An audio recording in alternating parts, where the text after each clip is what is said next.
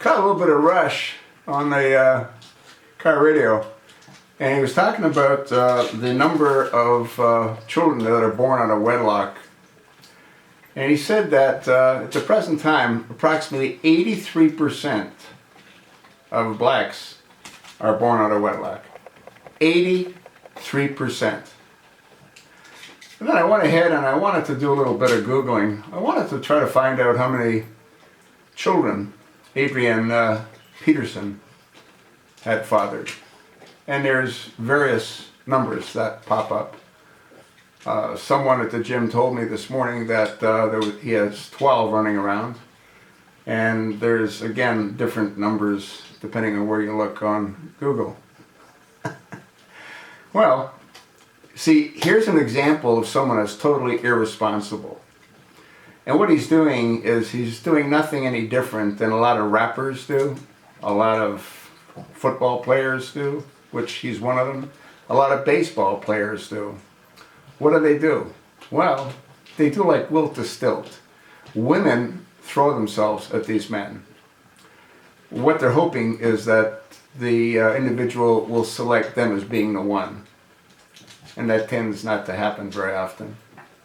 So what they do is they just have sex with anyone that's willing to have sex with them. And there's no end of women that are willing to bed down with these folks.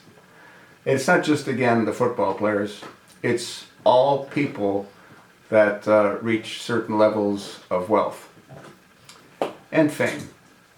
And a lot of these women actually, I guess they believe in their minds that they can be sexy enough or sensuous enough or whatever enough to have the guy choose them. You think maybe that 83% could be knocked down dramatically if some of these guys kept their unit in their pants or just stayed with one woman? But then again, why should they? He can obviously afford to pay all the child support. But what happens if he loses his job? What happens if he's found criminally liable for having whipped his 4-year-old with a switch? What happens if he ends up going to prison for a while? What happens to all that child support? See, these people have something seriously wrong with them. They have no respect for women. They have no respect for fatherhood. They have no respect, period. That's what the problem is. You know, that's exactly what the problem is. There's nothing wrong with him wanting to have as much sex as he can have, but maybe he should use condoms.